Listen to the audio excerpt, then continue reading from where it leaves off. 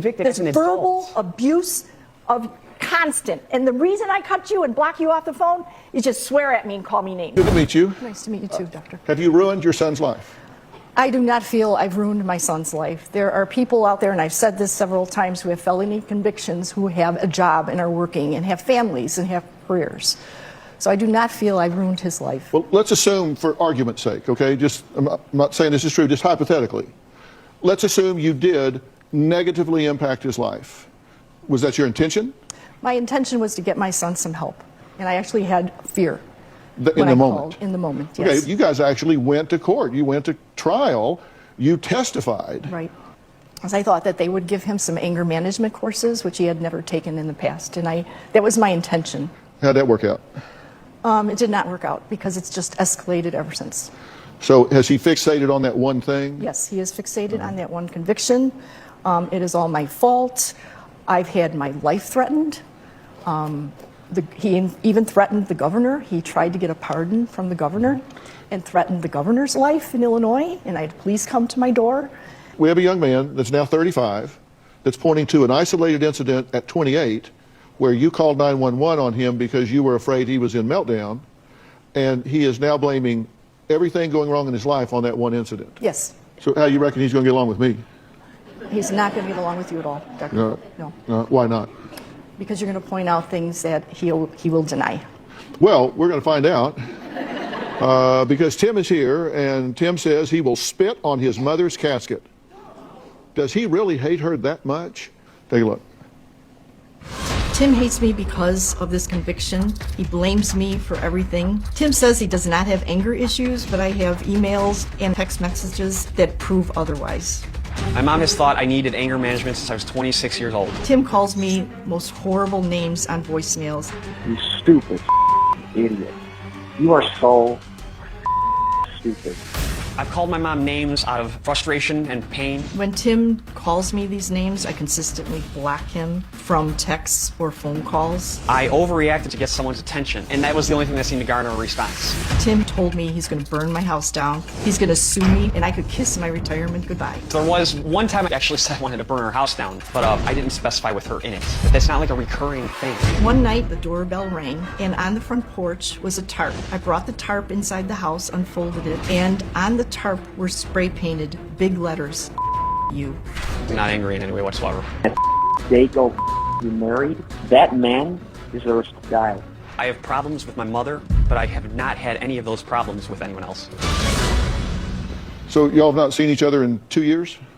Give or take a few months. Okay. It's been a while. Yes. Do you want to have a relationship with your mother? That would be not possible given the situation. Unless the situation gets rectified, there's just no way. Okay, and describe the situation for me in your words. Well, I came from a house where I was afraid my entire life. It's just a nightmare. It is a nightmare. I have not been able to get a job because of this charge and because I am not top-notch at interviewing anymore. I think that Tim doesn't have a job because he feels he's entitled and makes up excuses. My mom is going to make it seem like it's just about jobs, and it's not. It's about happiness. People with this conviction do get jobs. They do have a life. I always believed that my mom would do the right thing. So far, nothing. My mother has been disappointing in that respect. Well, what were you doing on that day that resulted in her calling the police, whether it was a right decision or a wrong decision? I mean, you weren't just there talking like we're talking right now, and she just said, well, you know what, I think I'll call the police on him. What was going on that made her think she needed to call the police? She came in my room, and I just got off work, and I knew she was coming. I heard her coming up the stairs. I knew she was going to open my door. I knew she was going to start nagging me and back and forth, and I'm just sitting in my chair like this. And I honestly, that's the best answer I can give, because I just don't know. I don't understand why she insisted on nagging and nagging. It's not even nagging at that point. It's harassment. It's provocation. And that is what confuses me a lot about this. Well, you know what confuses me? Is you were 28. Yes, I was. She had given me a deadline to move out by June 1st, and then that night when she came in, she hands me this fake eviction notice, and 2 weeks before that, she's telling me I had to move out by June 1st. I just didn't understand. She's just creating issues. My point is, why not move out when you were 27 or 26 or 25 or 24 or 23 or 22 or 21? Why were you still there at 28? I had no money. I had to live somewhere. So who am I supposed to go to? get 4 roommates and live in a cheap did. apartment somewhere? And I did that a month and 3 days after this incident occurred. And it was well known amongst all of us that I was moving out. Yeah.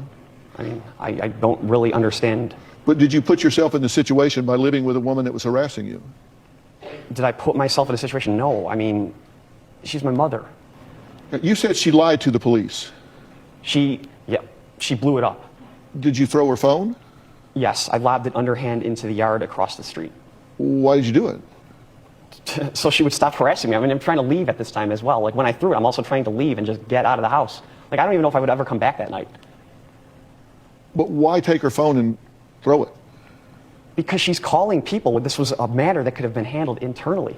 I mean, I don't understand. This is what gives you the right to take someone's phone, someone's personal property, away from them forcibly and throw it? Well, what gives you that right? Nothing gives me that right. But you did it. But what gives her the right to make some calls that she shouldn't be making? She's a grown woman in her own house on her own phone. She can call anybody she wants and say anything she wants to say. So she can call 911 at any time. Yes. She can. It doesn't mean that it's reasonable, but she has that right, just as you do. You could pick up your phone and call 911 at any time and say, my mother's acting really irrationally and unreasonable, and I don't pay attention to her when she calls you. You can do whatever you want. You could call anybody. But she's my mother. Right. The whole thing, I didn't want to get my mother in trouble. Like, I mean, I don't understand. The 911 operator actually called me back twice because he hung up the phone. So when he says I called, they called me back, and that's when he followed me outside. I did not follow you. Grabbed I'm the leaving the phone house. behind- There's only one door. Came behind me and threw the phone as hard as he could. I told your production team I'm here for one specific reason, that is to get my name cleared of this conviction, because I would never harbor any physical or any emotional violence towards my mom. I was merely trying to separate us that night. Okay, well, I was the one being the adult that night. This is the police report of that night. This is your narrative. You say, Timothy continued to argue, and Timothy placed his hand on Kathy's back and physically pushed her near the doorway. Then he pushed the bedroom door against her body, causing Kathy to be pushed out of the bedroom. That's what you told police. Then here's what you said. You said, Timothy stated he wanted Kathy to leave his room, so he closed the bedroom door. Timothy stated, I really didn't think the door bumped her. I was just holding my door shut. But then in court, which I can't believe this went to court, I went to surprising court to me. because I trusted my mother. Yeah. So here's the attorney. He's cross-examining you, and he says, and you were so upset that you decided to push your mom out of the room, correct? You said, I was upset for other reasons than that. I mean, that really isn't the reason I pushed. I tried to get her out of my room that night. The attorney, okay, but you did push her out of the room. Tim, non-violently, yes. The attorney, okay, and that was you used your arm, correct? Yes, I'm sorry. The attorney says, and you put your arm on her back, correct? On her upper, on her shoulder, okay? And you pushed her towards the door, correct? Yes. Because you wanted the incident to just be over. You said just wanted, correct? To be left alone. Yes. Okay. But as far as pushing her with violent intent, which is what court is based around, I had no intent of any of this. It's blowing my mind that we're here right now talking about this. Okay, coming up, Kathy hasn't seen her daughter in almost 2 years. Same as with Tim. We're going to meet her and find out why she sides with her brother and says there's a problem here, and it is not her brother. She says it is her mother. We'll be right back. Okay, so it seems like there's a domestic violence incident where the mom, Kathy, called the cops. It went to court. Now Tim has a felony. It's affecting his ability to get jobs. She keeps saying that people with felonies can get work, but come on. People with felonies often struggle to get hired because employers don't often want to hire felons. This is a known thing, so I don't know why the felony's impact on his life is being downplayed. It would have a massive impact on his life. Him still living at home with her when he was 28, that could mean something or it could mean nothing. He said he didn't have any money, he didn't have a job. I wonder if there was some learned helplessness there. When I was 28, I was still living with my mom, but because I had been she had intentionally put me in a situation where she wanted me to be completely dependent on her. That included financial dependence and abuse. So it's possible something weird was going on there, or it's possible he was just a lazy bum who didn't want to leave, but he was leaving. And I think it's ridiculous to call the cops because he guided her. I mean, the word push was used, but just to get her out of the room and close the door, I feel like it's not a violent act.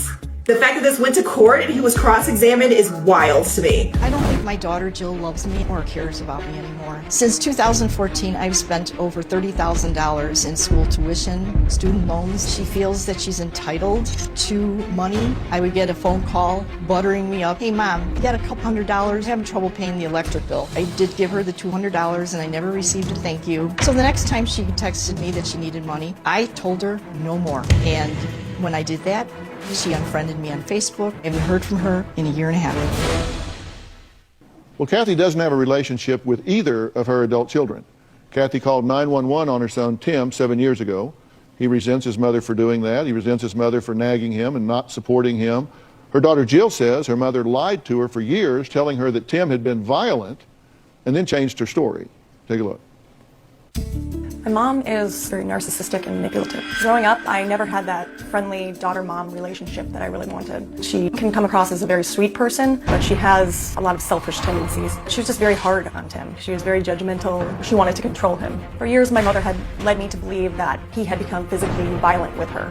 At the time, I had a much closer relationship with my mom. I never imagined that she would lie about something like this. For years after the incident, I did not talk to my brother. Over time, my brother, he had been texting me. When I was in grad school, I started to piece things together. I'm like, there's something wrong here. So that's why I wanted to go back there to investigate and try to help my brother. 3 years ago, my mom came clean with me and told me that she had exaggerated the whole situation and that he did not physically harm her. I began to think, who is this woman? How could she do this to her own son? Tim was never a violent person. He never got into a fight with anybody. I don't think that my mom has come clean to the family yet, and for that reason, they have alienated my brother. Tim hates my mom for what she's done, and I really don't blame him.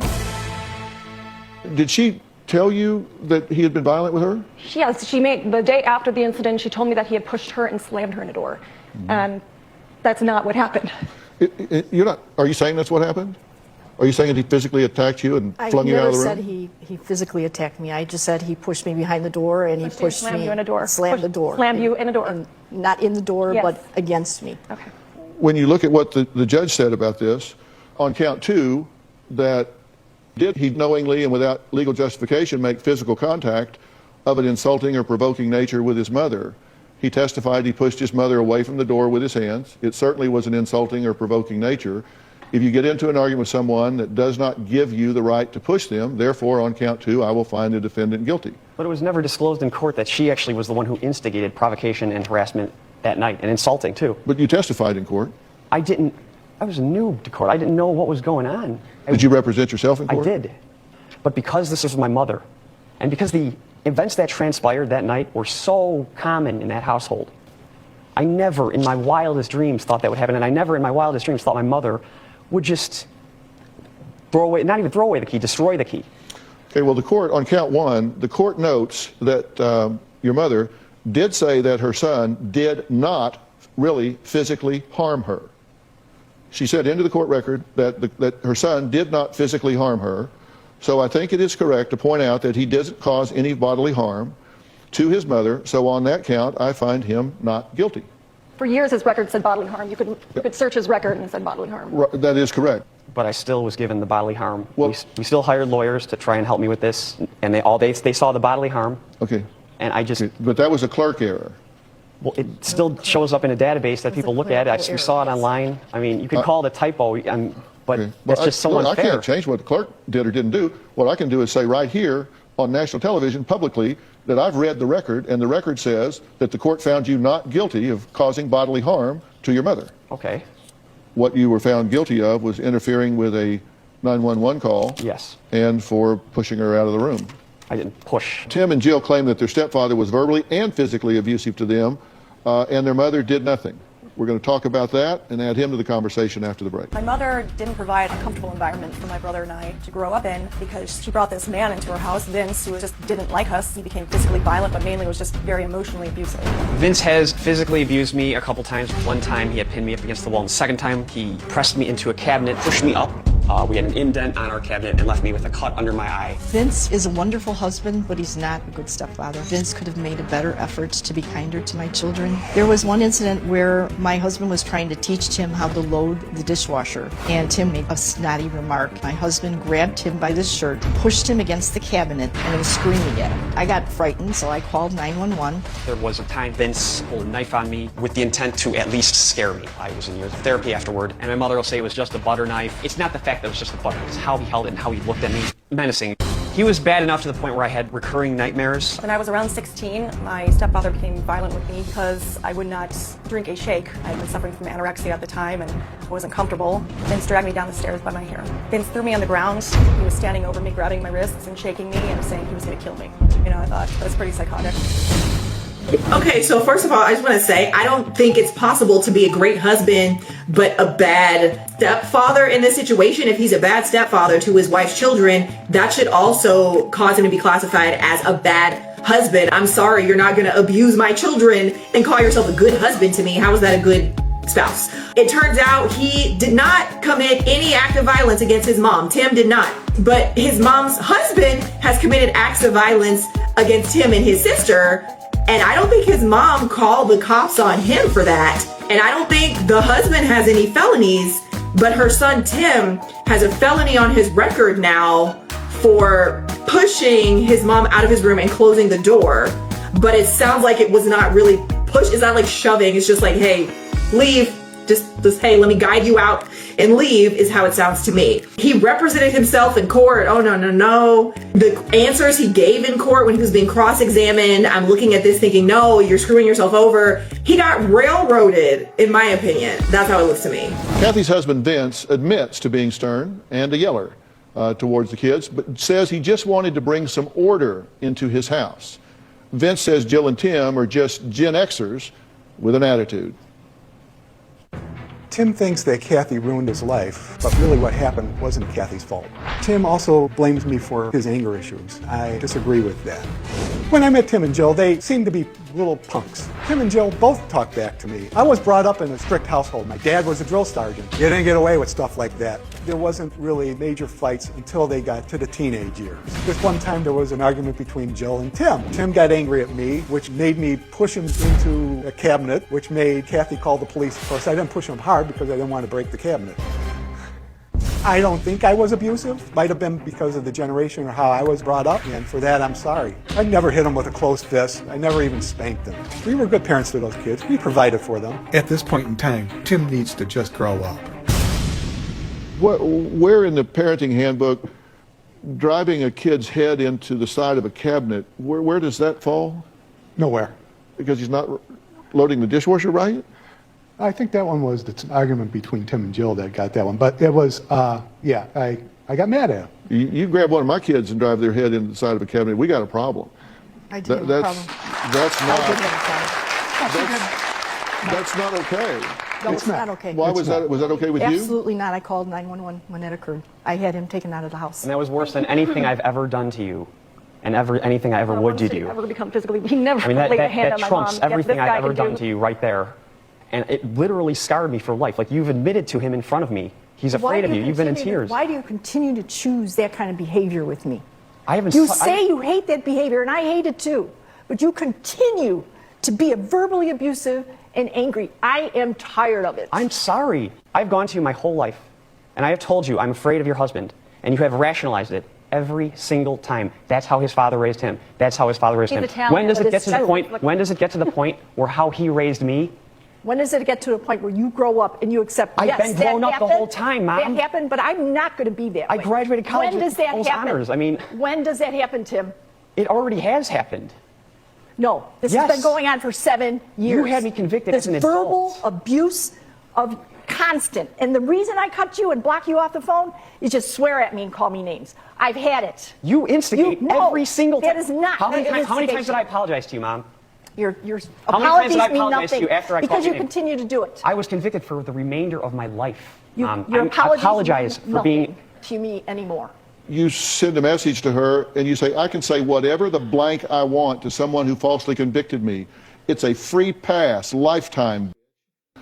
Then you say, anyways, I have something to look forward to, you dying. I am actually going to smile. The next day you say, when I'm over your casket, I'm going to blanking spit on you. I'll do it in front of the entire family. I really hope it's soon. Blank you, fat blank, good morning. Why are you sending this kind of message to your mother? Because it's inappropriate, and I'm sorry. Do you have any ownership in what happened that night? No. I mean, you're asking me for ownership. I mean, I have ownership in the sense that I yelled, and I'm apologetic. I know the fear. I know the fear you had that night. I had it my whole life. I was there that night. You were in your chair in the corner that night. You Nothing. did nothing to. You were watching defuse it the happen. situation. You might as well have popcorn in your lap. Because I was told, whatever happens, don't get involved. And now your I was the one that your said- wife that you love is missing. I was the one that what is told supposed to be her the that. two most important things in her life have been gone, and you have done nothing. You have not gotten involved because you do not care. You do not love your wife's children. You wanted us out of the house. I respect.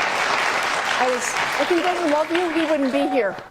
Coming up, Kathy says her kids are spoiled because her ex-husband gave them everything they ever wanted. We'll meet him now. Okay, so it's not acceptable for him to be sending her these vulgar, harassing messages, but I understand where his anger comes from. I mean, she was a neglectful and abusive parent. She brought an abuser into their lives, and when they said, we are afraid of him, she did nothing. That's neglect. And when he abused them, he's still in their lives. That's neglect. And neglect, because you're allowing someone to abuse your child, if you are allowing that, you are also an abuser. So I think all of these text messages comes from the pent up rage, which comes from the pain of being betrayed by his own mother, who brought an abuser into his life, who clearly does not like him, does not want him and his sister around, who treated them this way. And this was during his developmental period. So this would have disrupted his emotional development. I don't think he should be sending her these text messages. I think if he wants to say this to her, he should say it once and then be done and cut her off completely, because she has negatively impacted his entire life. If this is a lifetime felony, that's crazy. My father's my only financial support. My dad is basically keeping my brother alive, but not helping him move forward with his life. He is actually making it worse because he doesn't take what my brother has to say seriously, and they often get into arguments. My dad is very distant. He'll give him money, but he won't provide emotional support that my brother needs. He has said to me once, I just figure one day you're going to wake up and you're going to get over it. That's scary to me because that day's not going to come. Well, Kathy says her son has been verbally abusive since he was convicted of domestic battery 7 years ago. She says both of her children are so mad at her they haven't spoken to her in almost 2 years until today. She says her father Patrick has a lot to do with their behavior, but he disagrees. Let's hear from him. Tim lives as a recluse. He never really goes out of his apartment, never interacts with people. He can't live a productive life. He can't develop relationships. I hear a lot of people say, just suck it up and move on. I've come to realize that Tim can't suck it up. It's not that he won't, he can't. For some ungodly reason, Kathy appears to me to be a potential key to this entire situation. If she would just come forward and say, Tim, I love you. I'm sorry this occurred. I didn't realize the implications. Maybe that situation would get a little bit better. Tim needs his mother in his life. I think her intentions were misguided. She seemed to use a sledgehammer to just drive in a little tack. Way overkill. She just wanted to get him into anger management, but she also got him convicted of domestic battery. Hey, the guy was working, and he didn't have a police record, and things were going good. Boy, I wish we were back at that point of time now. I know Kathy had called me an enabler, but at this point in time, I'm just trying to keep him warm and fed until he can find a way to take that next step, flick that switch, and start getting out, meeting people, and get out of the reclusive shell he's in right now. If I drop dead tonight, he's on the street. You know, and that scares the crap out of me. Thank you for being here. I appreciate it. You've been listening to everything we've been talking about so far. have. What can you add to this situation? I want to get one thing straight first. I mean, Kathy, you and I had a couple of conversations 4 or 5 years ago over the phone, and I clearly remember you saying, if I had any idea the implications of this charge, I would have never called the police. Maybe I should have divorced Vince. I knew he was bad for the kids and they were afraid of him. And I think that this whole situation over the years, she's always been in the middle. She's got a husband that barely tolerates the stepkids, and she's got kids that presumably she loves. And that's got to be a very tough situation to be in.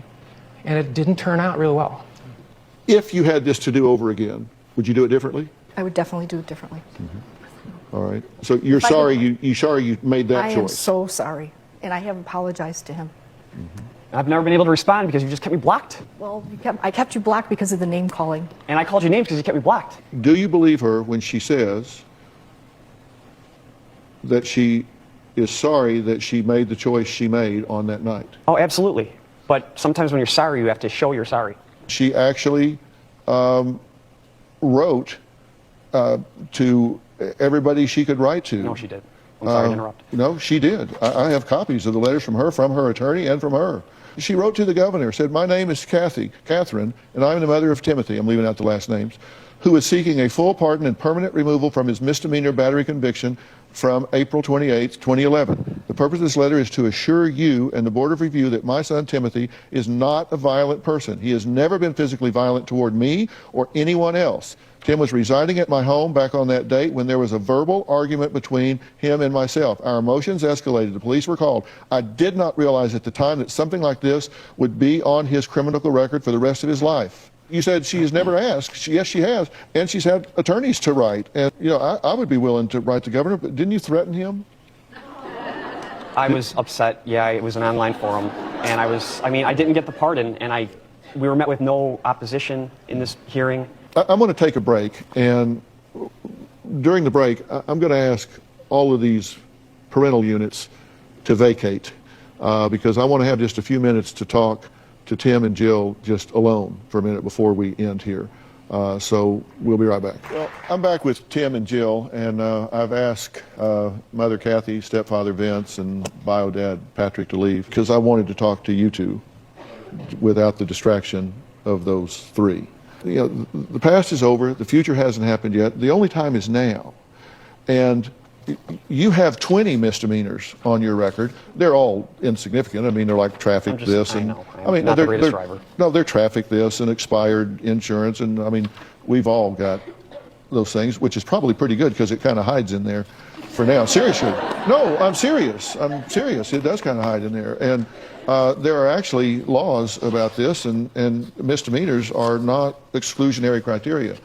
But nonetheless, if it is what it is, and if that means that you just need to become entrepreneurial and do your own thing, then you need to do your own thing. But the point is, you cannot spend the rest of your life fighting to get it cleared. You may never get it cleared. In the meantime, you've got to put the rest of your life together. You've got to get back in the game. You have people that are willing to help you. Thank you. Seriously. And you do need some help with this. One of the things you need is a life coach. You need a life coach that will coach you like an athlete, that will coach you into getting back into the game. It's not like I haven't worked throughout this thing. I had jobs. I worked in Washington, D.C. I worked in Schaumburg, Illinois. But you know what one of your jobs is? To let go of the pain. You're constantly reminded of it. I mean, no, I just... Part of it is to let go of the pain, give yourself the right to be happy again, give yourself the right to have some joy again. You got to forgive this woman, because if you don't, you're just trapped and stuck. But I want to help you with that. There's no way I'm ever going to forgive her. It's just not going to happen.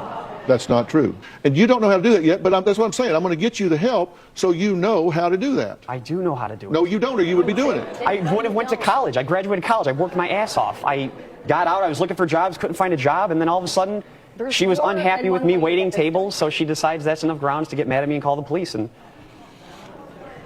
I'm telling the truth right now, and they're laughing at me. I mean, they're not laughing at you. But literally, that night was one of 1,000, probably more. I mean, my whole life is mocked.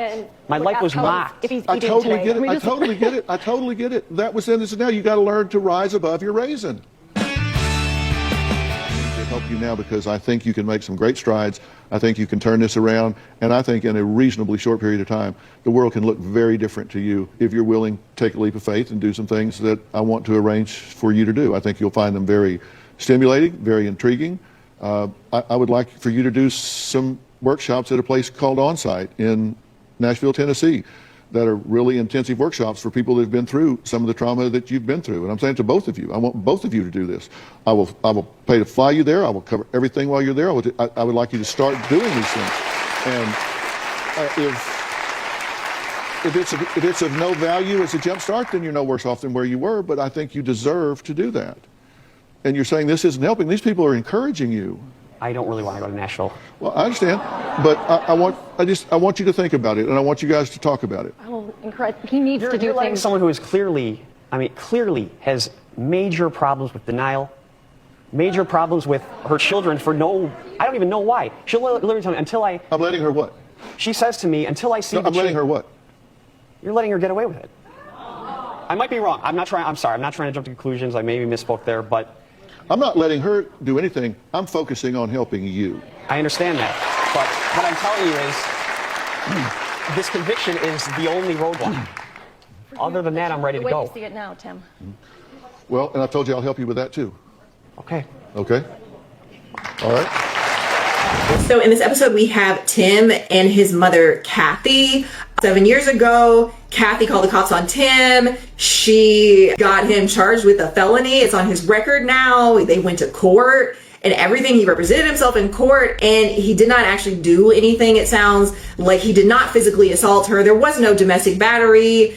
The word push was used a lot, that he kind of like pushed her out of his room and closed the door, and she called the cops for that. Meanwhile, it sounds like her husband spent at least a solid decade terrorizing and abusing her children, of which he has not really made any real apology for. It does seem like Kathy recognizes the error of her ways at this point. She wrote to the governor asking for him to remove this conviction from his record, to give him a pardon. The pardon did not work. And then Tim went and threatened the governor. So, I mean, if he's expecting a pardon down the road, I don't know if that's going to happen now.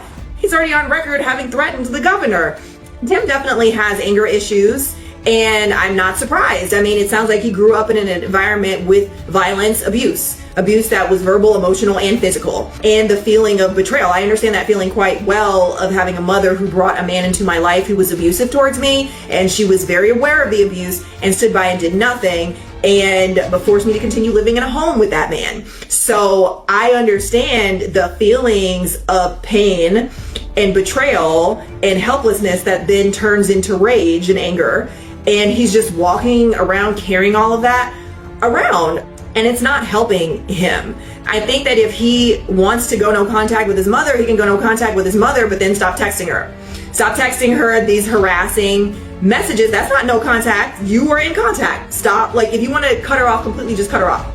Don't abuse and harass her on a continual basis. The fact that neither of Kathy's children wants to have a relationship with her, I think should, to her, be a red flag about her parenting, because typically you're not going to see all the kids cut their parent off, their mom off for no reason, and the mom is just completely innocent and perfect.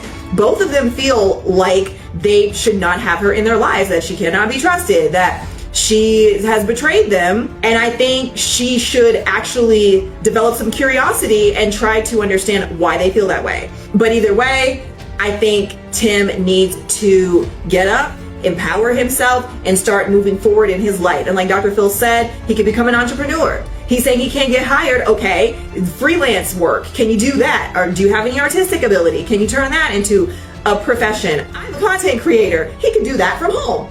He can do that in his room. He's already on TV. Might as well film himself. But you guys let me know what you thought about this episode. What do you think about Kathy and her calling the police on her son? Do you think that it was warranted, that she had a good reason to call the cops? Do you think that she was wrong and it never should have gotten as far as court? What do you think about this charge affecting Tim's life and his future and his ability to get hired? What do you think about Kathy allowing this husband to come in and abuse and terrorize her children and sit here and say he's a good husband but a bad stepfather? Is that even possible, to be both of those at the same time? What do you think about his sister Jill? She sides with her brother and also wants nothing to do with the mom. And the dad is either helping Tim or enabling Tim. One of those two. What do you think Tim needs to do to move forward in his life? He's definitely holding on to his anger and not letting it go, so he's stuck. And he needs to move forward if he wants to have a life for himself, or he could sit here and just be right and validated in his anger and do nothing, and then he'll have nothing. But you guys let me know what you thought about this and what you think should be done moving forward. Drop it in the comments.